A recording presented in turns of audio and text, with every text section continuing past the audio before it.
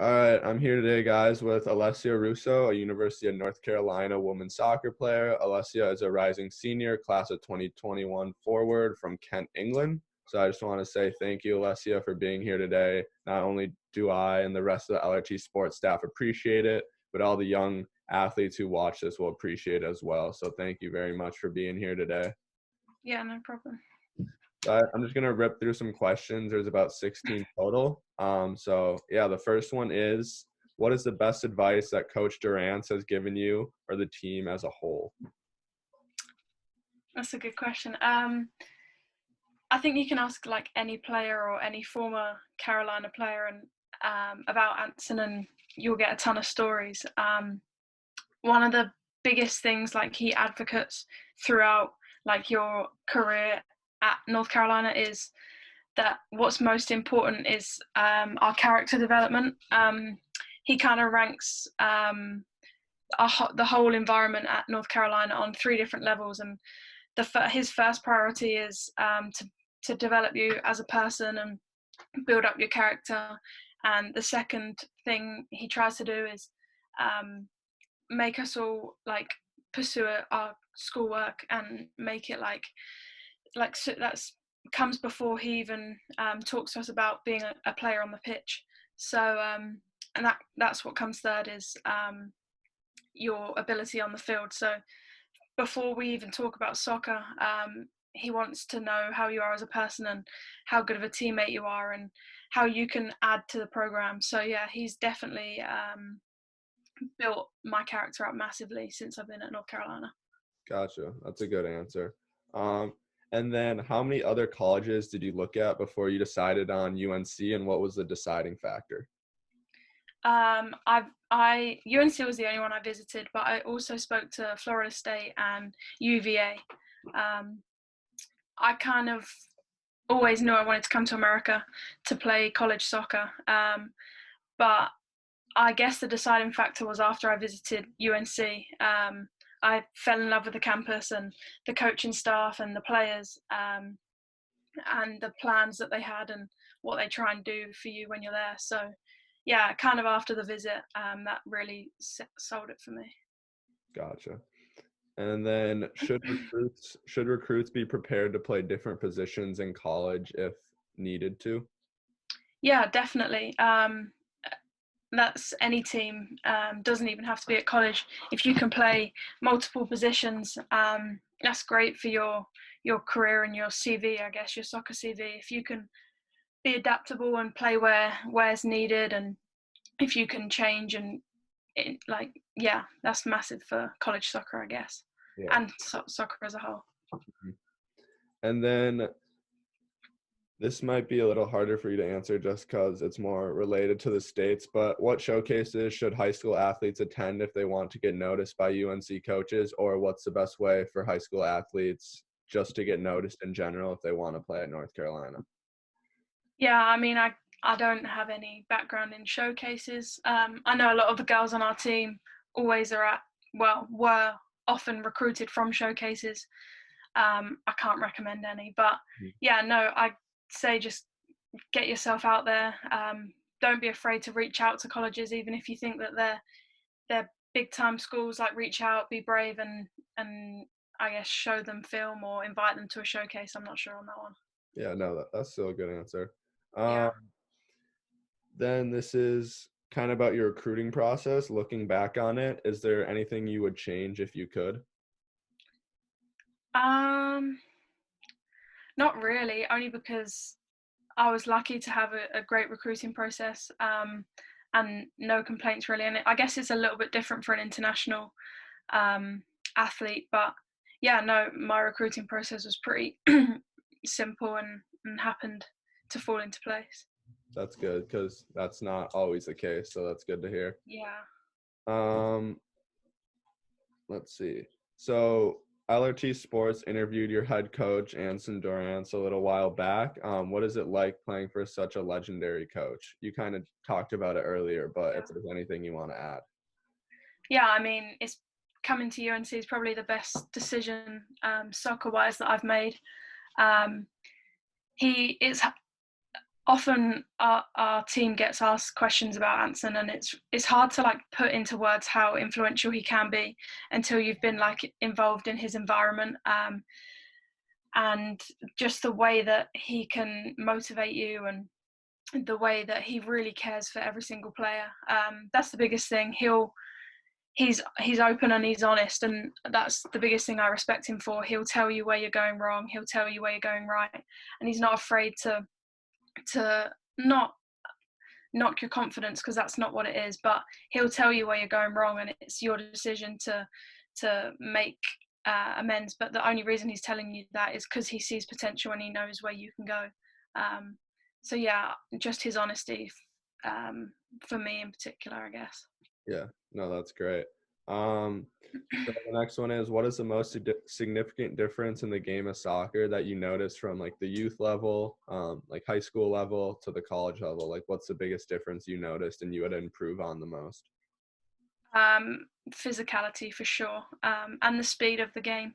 When you're playing high school in America and over here in England, it's you often a lot of high school players are the standout player on their high school team and the standout player even on their club teams too. But when you go to college, every girl is the standout player on their high school team, and you've really got to take your training and take your attitude like up a level, and you have to focus on getting strong in the gym. I know that's one thing that in England I wish I'd started earlier, is to get into the gym and get strong and get fit and fast, because when you start playing with girls 2-3 years older than you, that's where the jump is, and that's where you've got to try and get up to when you go into college. For sure. Yeah, definitely. Um, so this is kind of personal to you. Were your parents involved in your recruiting process? And if so, were they balanced in their involvement, or were they involved a little bit too much? And what is some advice you can give to parents who try to control their child's recruiting process? Yeah, so my parents were both involved. I wouldn't say heavily, but they were involved. Um, I visited on my own. My parents didn't come, which I would recommend. Like, at the end of the day, it's your decision. You're going to be at the school for 4 years. Um, if it's your parents making your decision for you, I don't know. I guess I was lucky in the fact that my parents were open to letting me take the decision myself.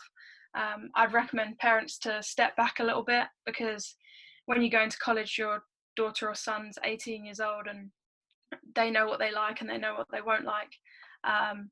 So you can often influence them to go somewhere where they may not enjoy as the next college. So yeah, I'd recommend players or whoever to visit on their own and make their decision on their own for sure. Obviously, take it into account, but it's ultimately your decision.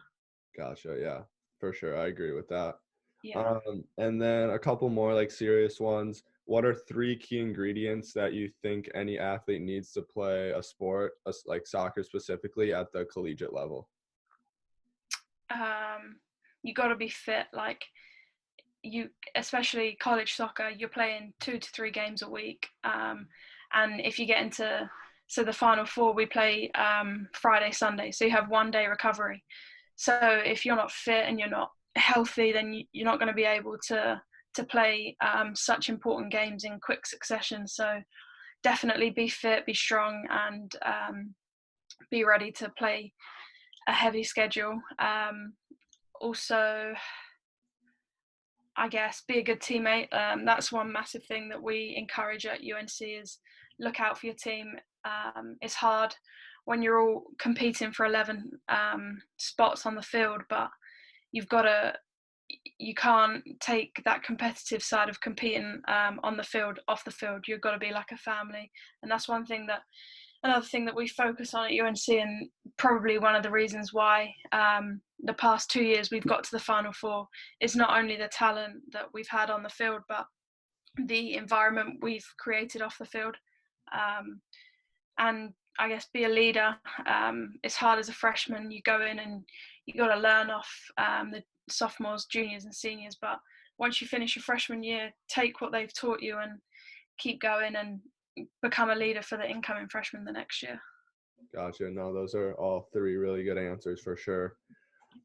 Next one is, how can athletes use social media to help them with their recruiting process? I know it's kind of a tough one. Maybe it's more like what they Yeah. couldn't do, but Yeah, it is what they shouldn't do.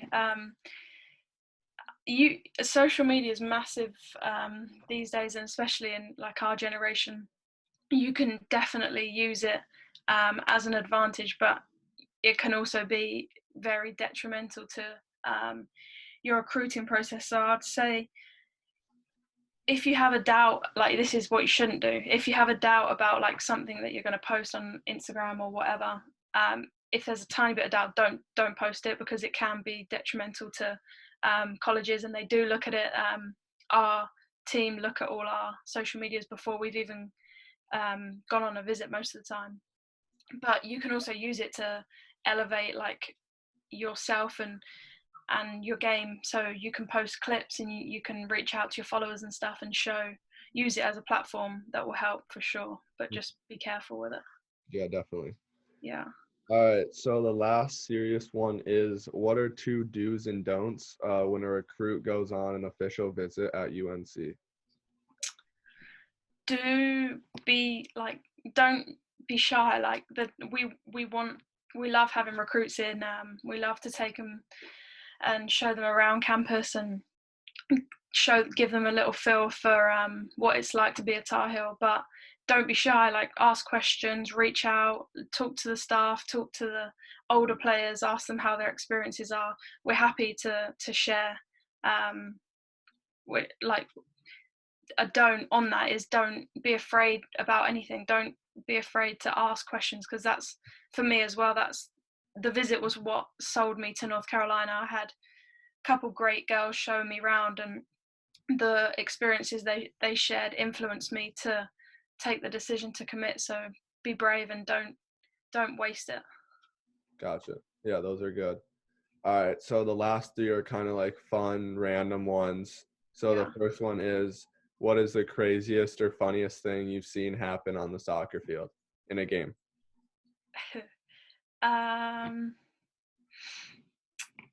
A lot of stuff.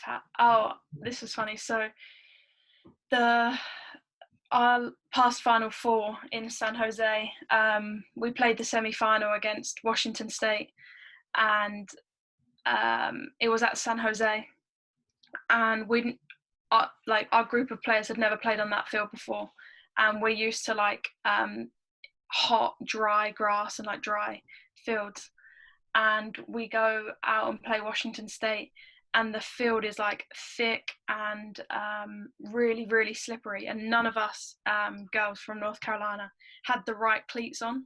Mm-hmm. So there's actually a clip of it online you can find, I'm sure, and our 2 centre backs both go out to press one of the girls, and they both just lose their footing. It looks like it came up in film the next day. Luckily we won, but the whole game everyone was like all over the place, and for the final we had to fly like in cleats from our equipment room at UNC, because we all needed studs for the final. Yeah. So a guy had to fly all our studs in for the final, and we were all wearing brand new cleats for that game, and some didn't even fit us. We just had to use the sizes that were there. So that was like a weird one, but No, yeah. that's a good answer. That can definitely affect a game or a play at least. Yeah. What is your go-to pregame song? We have a couple. We normally, I don't know if you've seen any videos, but our locker room before a game is crazy, and something that was never like that in England. We have like a disco ball, and everyone, there's some videos on our social media that people can look at, but yeah, it's crazy before a game.